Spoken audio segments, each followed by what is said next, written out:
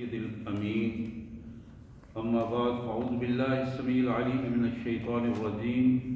بسم الله الرحمن الرحيم.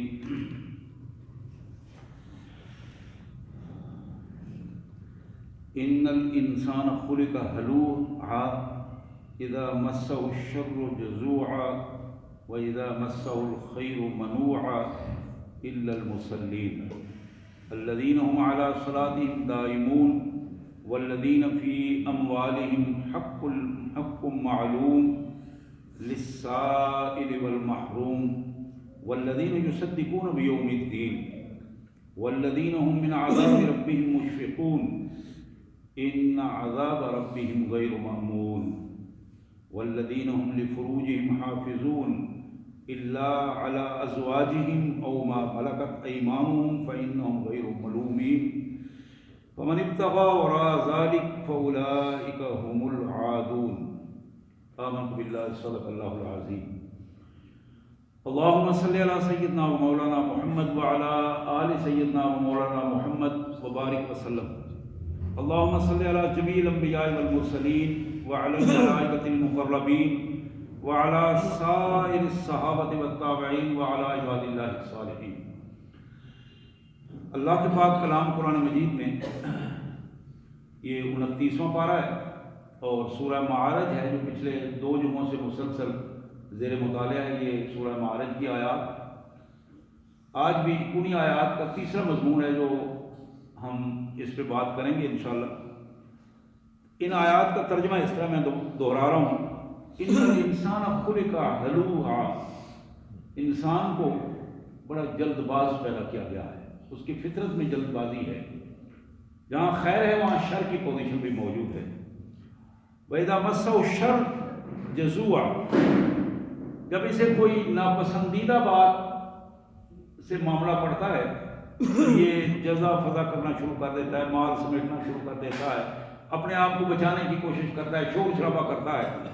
وَإِذَا مَسَّهُ الْخَيْرُ مَنُوعًا، اور جب نیکی کا کوئی معاملہ آ جائے، اللہ کی رضا کا معاملہ آ جائے، دین کا معاملہ آ جائے تو پھر یہ اپنے آپ کو روکنے کی کوشش کرتا ہے، اس سے پیچھے ہٹنے کی کوشش کرتا ہے.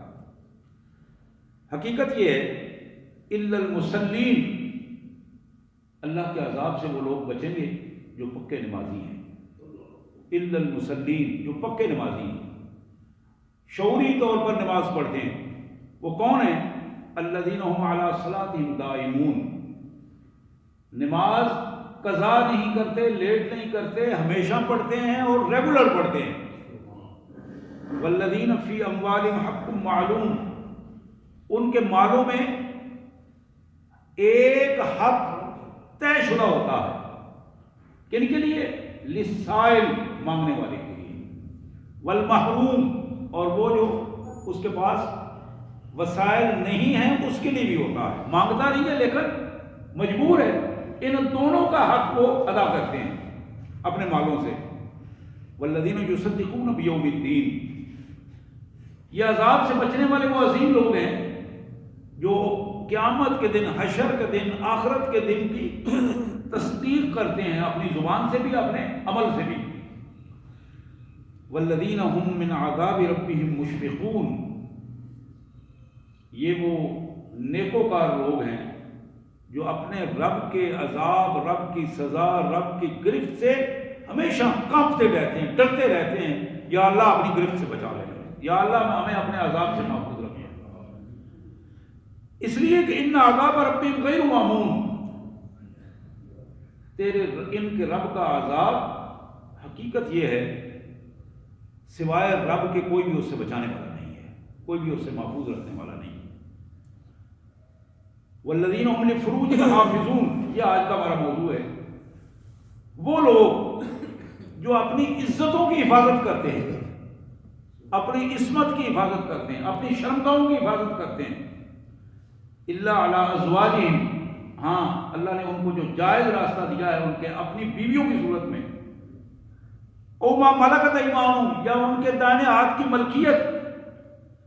فإنہم غیر ملومین، ان حوالوں سے بلا شبہ ان پر کوئی ملامت نہیں ہے، کوئی شکوہ شکایت نہیں ہے، کوئی سزا نہیں ہے.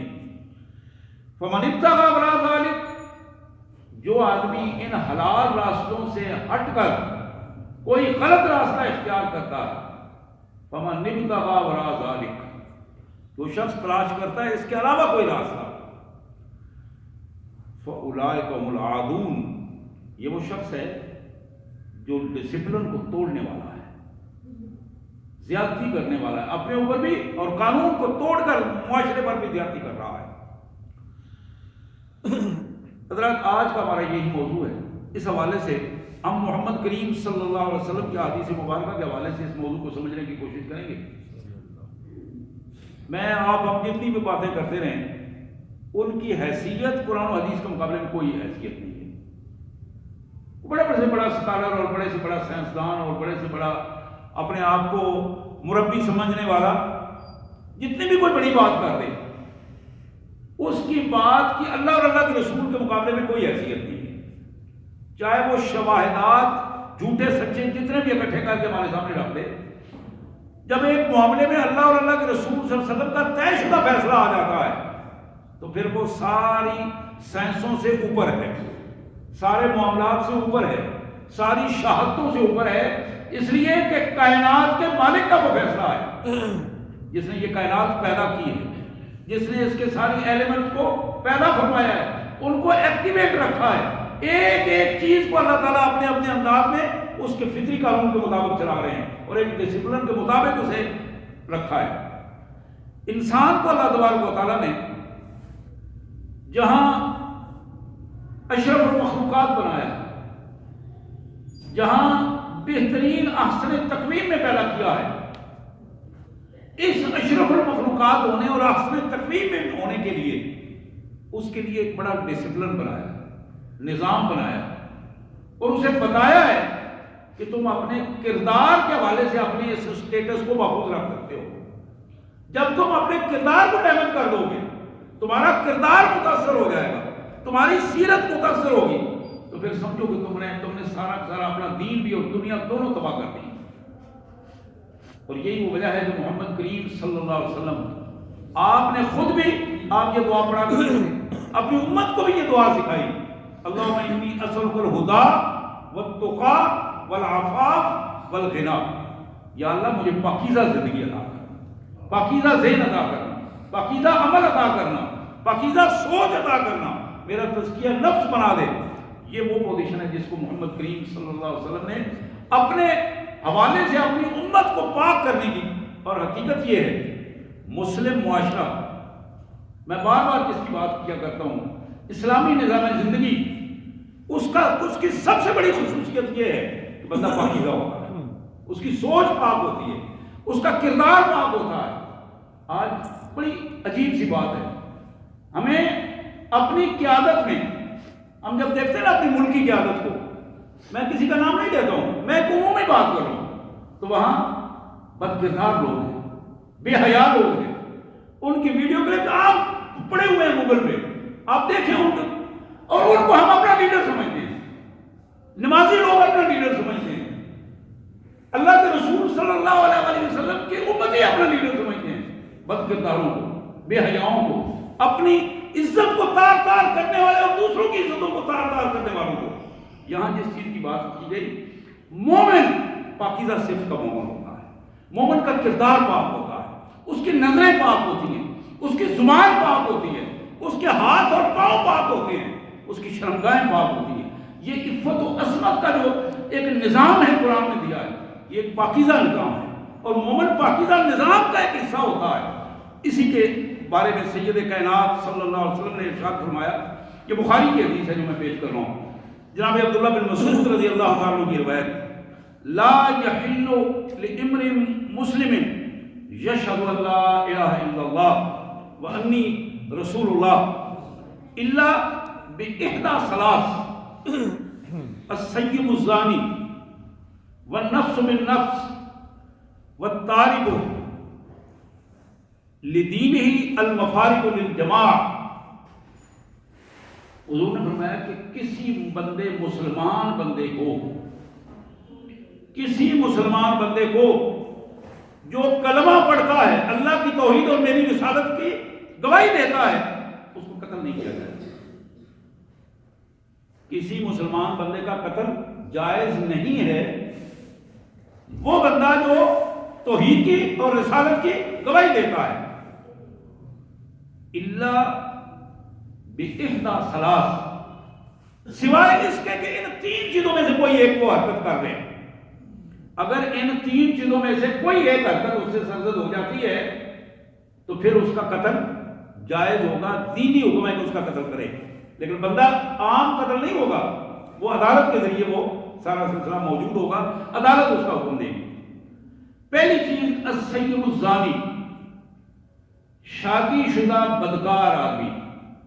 شادی شدہ ہو کر بدکاری کرے، بے حیائی کرے، زناکاری کرے، ایسے فرد کے لیے حکم ہے کہ اسے پتھر مار مار کر مار دو. رجم اسے کہتے ہیں، اور یہ اسلام کی بڑی طے شدہ سزا ہے. اگر غیر شادی شدہ ہو اس کے لیے آپ کو علم ہے سورہ نور میں 100 کوڑے مارے جائیں اسے، اور یہ لوگوں کے سامنے یہ سزائیں دی جائیں. پھر فرمایا کہ وہ بندہ جو کسی دوسرے کو قتل کر دے اس کے بدلے میں اس کو قتل کرنا، بے شک وہ کلمے کی شہادتیں دیتا ہو لیکن اگر اس نے قتل کر دیا ہے تو پھر اس کے لیے حکم ہے کہ اس کو اس کے بدلے میں قتل کیا جائے، اور یہ عدالت ہی اس کا فیصلہ کرے گی. اسی طرح وہ شخص جو دین اسلام کا مذاق اڑا کر دین اسلام کو چھوڑ دے، مسلمان ہو مرتد ہو جائے، مسلمان ہو کر مرتد ہو جائے، دین اسلام کو چھوڑ دے، امت کو چھوڑ دے اور پھر اس کا مذاق اڑائے، ایسا فرد اس قابل نہیں ہے کہ اس کی زندگی کی ضمانت دی جا سکے. حضور نے، میں پھر اس حدیث کو دوہرا رہا ہوں، آپ ذرا توجہ فرمائیے، بخاری کی یہ حدیث ہے. نبی رحمت صلی اللہ علیہ وسلم نے فرمایا کہ جو شخص مسلمان ہے، اللہ کی توحید کی گواہی دیتا ہے، میری رسالت کی گواہی دیتا ہے، ایسے بندے کو کسی صورت میں قتل نہیں کیا جائے گا تا وقت کہ ان تین چیزوں میں سے کوئی ایک حرکت وہ کر لے. اگر وہ شادی شدہ ہو کر بدکاری کرے، زناکاری کرے، اس کو پتھر مار مار کر مار دینا چاہیے، رجم کرنا چاہیے، اس کی سزا رجم ہوگی. کوئی بندہ کسی قتل کر دیتا دوسرے کو، اس کی سزا قتل ہوگی، قتل کا بدلہ قتل ہوگا. اسی طرح کوئی بندہ دین اسلام کو چھوڑ دیتا ہے، مرتد ہو جاتا ہے اور ارتداد پر وہ دین اسلام کا مذاق اڑاتا ہے، تو یہ وہ شخص ہے کہ اس کی زندگی کی ضمانت نہیں ہے. اس کو بھی اس کوئی حق نہیں پہنچتا کہ کسی نے مجبور نہیں کیا تھا کہ وہ مسلمان ہوتا، لیکن اب مسلمان ہو کر اس نے دین کا مذاق اڑایا ہے، اس کی اسے اجازت نہیں دی جائے گی. حضرات، محمد الرسول اللہ صلی اللہ علیہ وسلم کی یہ دوسری حدیث جو میں آپ کے سامنے رکھ رہا ہوں، تھوڑا سا وقت ہے اور میں کوشش کروں گا کہ زیادہ تفصیل نہ بیان کروں، ان حدیث کو آپ کے سامنے رکھوں. تو فتح ابواب السماء نصف اللیل فینادی مناد هل من داع یستجاب له هل من سائل یعطی هل من مکروب فیفرج عنه فلا یبقى مسلم یدعو دعوتا الا استجاب. اللہ کے رسول صلی اللہ علیہ وسلم نے فرمایا رات کے پچھلے پہر آسمان سے منادی کرنے والا منادی کرتا ہے، اللہ کا فرشتہ منادی کرتا ہے اللہ کے حکم سے، لوگوں تم میں سے کوئی شخص ایسا ہو جو دعا کرے اور اس کی دعا نہ سنی جا رہی ہو، آؤ میرے حضور دعا کرے، میں اس کی دعا قبول کرتا ہوں. یہ آواز آسمان سے آتی ہے، منادی کرنے والا منادی کرتا ہے، اور یہ بالکل سچی بات ہے، کوئی اس میں ذرہ برابر ہم اس کو سن سکیں یا نہ سن سکیں یہ ہماری کمزوری ہے، منادی ہوتی ہے. اور منادی میں تین چیزیں بنتی ہیں، کوئی ایسا دعا کرنے والا پریشان حال جس کی دعا نہ سنی جا رہی ہو، وہ آئے اور ہمارے حضور رو کر دعا کرے اور ہم اس کی دعا قبول کریں گے. پھر فرمایا کوئی ایسا مانگنے والا جس کو نہ دیا جا رہا ہو، وہ آئے، هل من سائل فیعطی، وہ آ کے مانگ کے دیکھے، اس کو ضرور عطا کیا جائے گا. اس کا جھولی بھری جائے گی.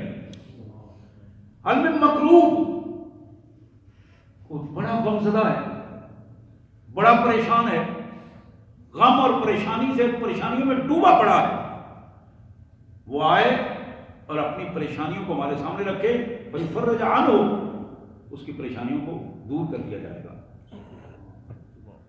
اللہ کے رسول صلی اللہ علیہ وسلم نے فرمایا ان تینوں حالتوں میں جو شخص بھی اپنے اللہ کے حضور آتا ہے اس کی بات سنی جاتی ہے، اس کی دعا قبول کی جاتی ہے، اس کو عطا کیا جاتا ہے، اس کی پریشانی دور ہوتی ہے. لیکن اللہ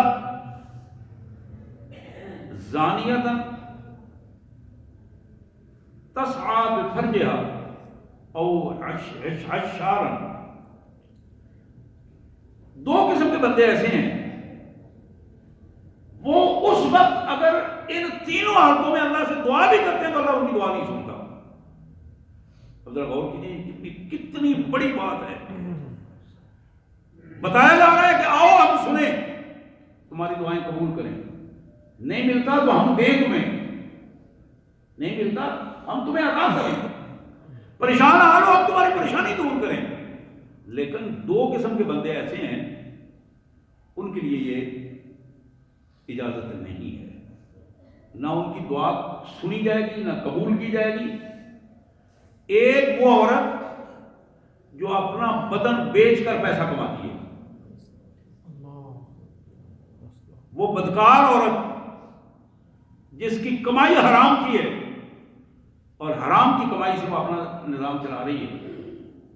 اور ایک وہ حکمران جو لوگوں پر ناجائز ٹیکس لگا کر ان کے ناجائز ٹیکسوں سے اپنی خزانہ بھرنے کی کوشش کرتا ہے. وہ ناجائز حکمران کا ناجائز ٹیکس، اس کی بھی دعا چاہے وہ جتنی دفعہ بھی دعائیں کرے گا اس کی دعا نہیں سنے گا، لیکن وہ نہیں کرے گا.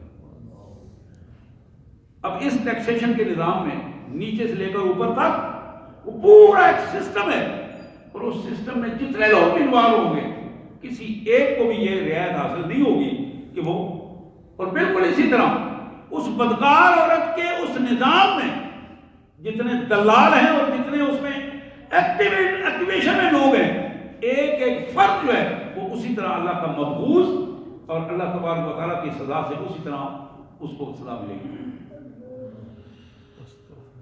اللہ اکبر، استغفر اللہ العظیم، استغفر اللہ العظیم واتوب الیہ. طبرانی کی یہ حدیث، موجم طبرانی، جناب عبداللہ بن واسر رضی اللہ تعالیٰ عنہ کی یہ روایت، حضور صلی اللہ علیہ وسلم نے فرمایا ان الزناة تشتعل وجوہہم نارا، بدکار لوگ، زناکار لوگ، عورتیں اور مرد جو بھی ہیں، قیامت کے دن ان کے چہروں پر آگ جلائی جائے گی. وجوہہم نارا تشتعل وجوہہم نارا، ان کے چہروں پر آگ جلائی جائے گی. کہ جن اللہ نے انہیں خوبصورت چہرے دیے تھے، پاکیزہ چہرے دیے تھے، ان خوبصورت اور پاکیزہ چہروں کو انہوں نے گندا کر دیا، آلودہ کر دیا، ذلت و رسوائی کا نمونہ بنا دیا ہے. اور اب اس کا استحقاق یہ ہے کہ ان ظالموں کے چہروں پر آگ جلائی جائے.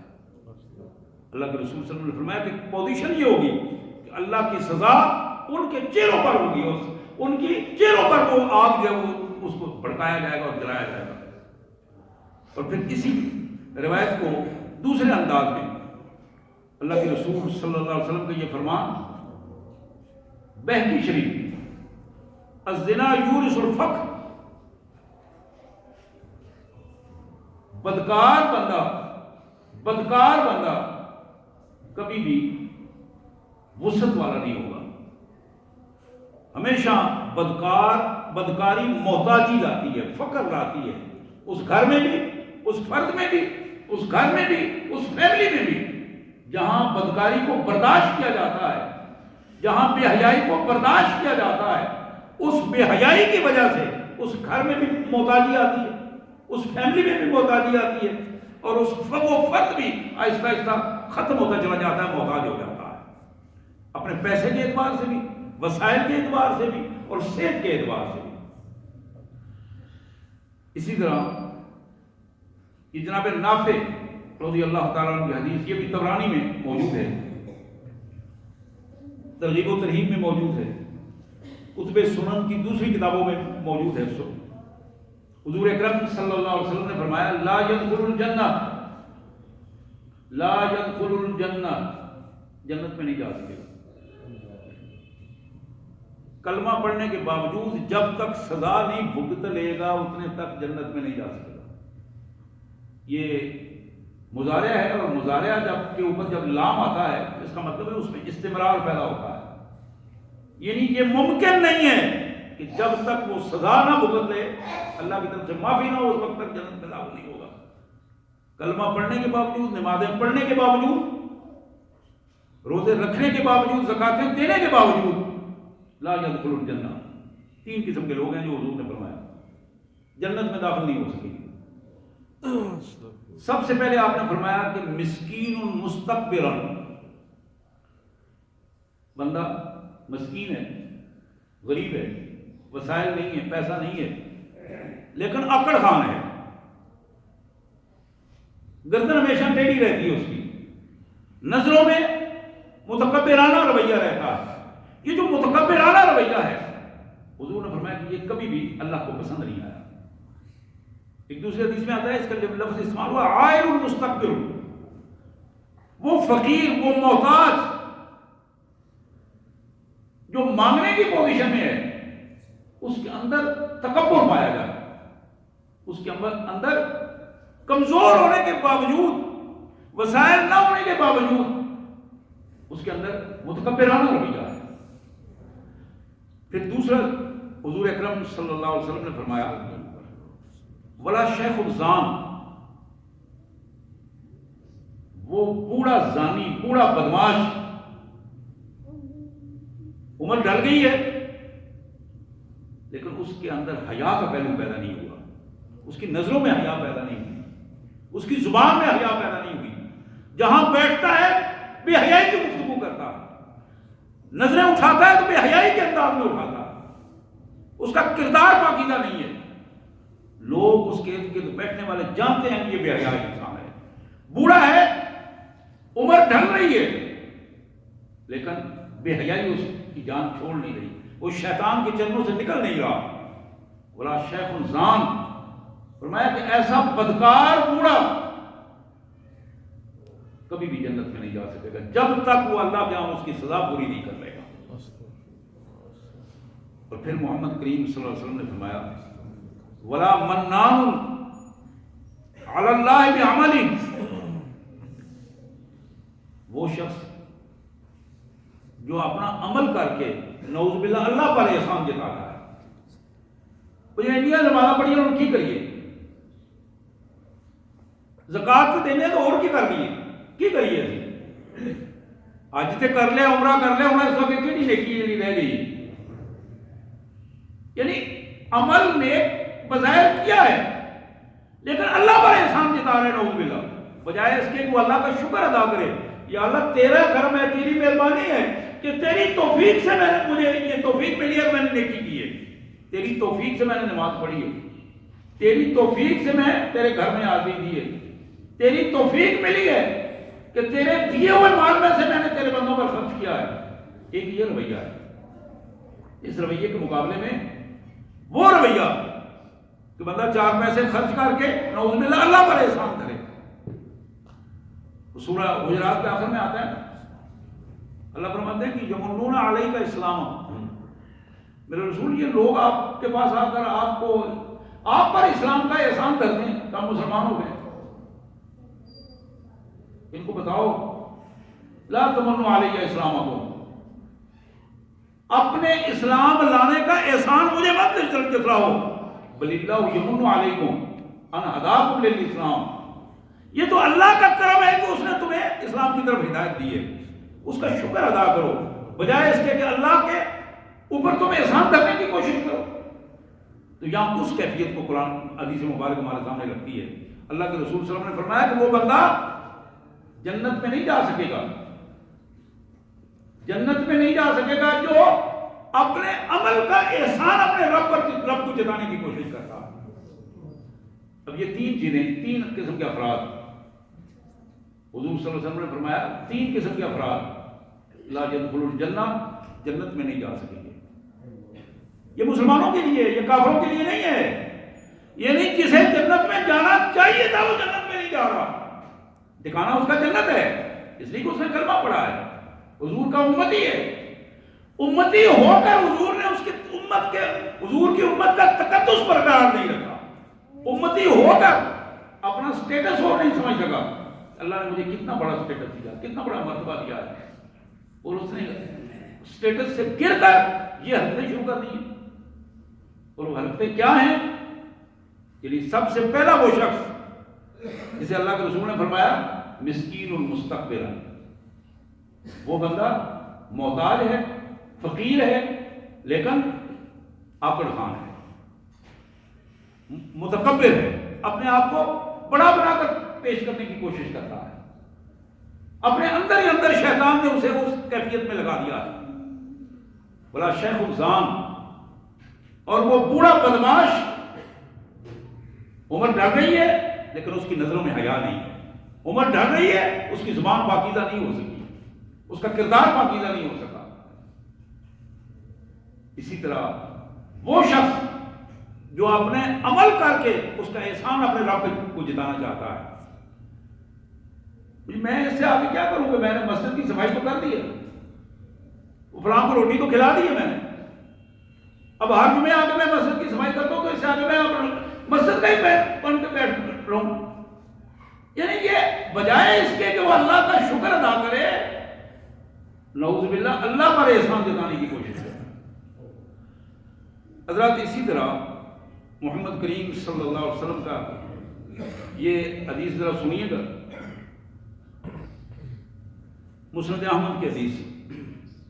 حضور نے فرمایا کہ لا تزال امتی بخیر ما لم یفشا علیہ ولد الزنا فاذا فشا فیہ ولد الزنا فوشک ان یعمہ اللہ العذاب.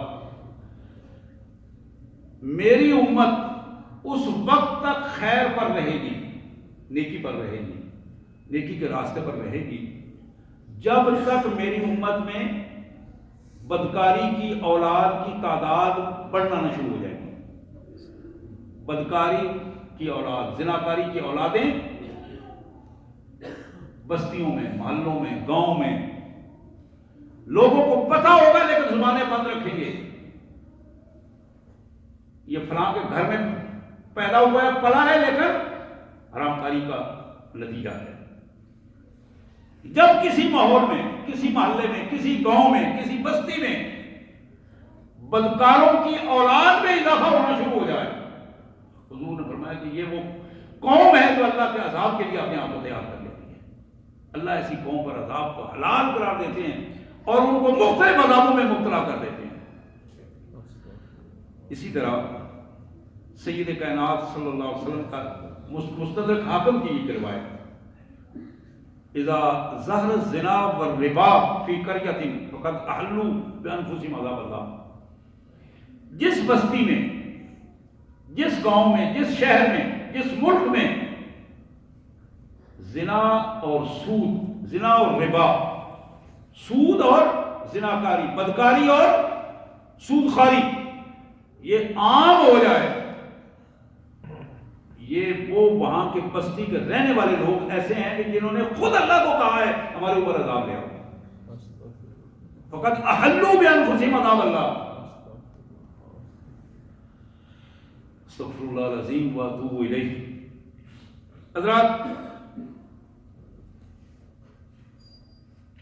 یہ ابو داؤد، نسائی، ابن حبان، ان کتابوں میں یہ روایت جناب ابو ہریرہ رضی اللہ تعالیٰ عنہ کے حوالے سے حضور نے فرمایا کہ یہ تبصرہ آپ نے فرمایا جب سورہ نور کی آیتیں نازل ہوئی، آیت لعان جب نازل ہوئی.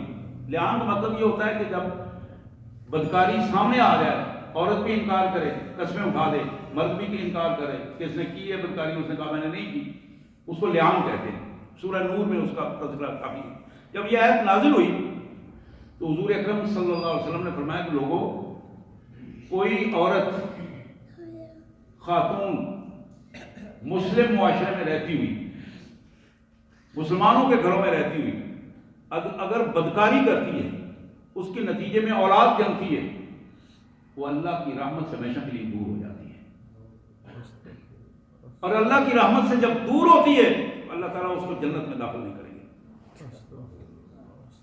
اور پھر اس کا بالکل دوسرا پہلو حدیث کا وہ بھی ذرا سنیے۔ حضور نے فرمایا کہ ایک شخص بالکل اس کو الٹ اپنے بچے کو پہچانتا ہے کہ یہ بیٹا میرا ہے، اولاد کو پہچانتا ہے اور پھر اس سے انکار کر دیتا ہے، اپنی بیوی پہ الزام لگاتا ہے، غلط الزام لگاتا ہے۔ حضور نے فرمایا کہ یہ بندہ بھی وہ ہے، اللہ تبارک و تعالیٰ اس کو جنت کے قریب نہیں جانے دیں گے، جنت کی خوشبو نہیں سونگنے دیں گے، جب تک اسے پوری طرح سزا نہ مل گی اس وقت تک یہ جنت میں نہیں جا سکے گا۔ وہ شخص جو اپنی اولاد سے انکار کر دے، یہ دونوں نمونے ہمارے معاشروں میں موجود ہیں، مردوں کے بھی اور عورتوں کے بھی، اور دونوں کے حوالے سے اللہ کے رسول صلی اللہ علیہ وسلم نے یہ حکم نازل ارشاد فرما دیا۔ اسی طرح بخاری کی ایک روایت، جناب عبداللہ بن مسعود رضی اللہ تعالیٰ عنہ کہتے ہیں، سألت رسول اللہ صلی اللہ علیہ وسلم ای ذنب اعظم عند اللہ۔ جناب ابن مسعود کہتے ہیں کہ میں نے اللہ کے رسول صلی اللہ علیہ وسلم سے سوال کیا کہ میرے آقا ارشاد فرمائیں اللہ کے ہاں کون سا گناہ سب سے بڑا گناہ ہے تاکہ میں اسے بچ سکوں۔ حضور صلی اللہ علیہ وسلم نے فرمایا ان تجعل اللہ ندا وهو خلقک،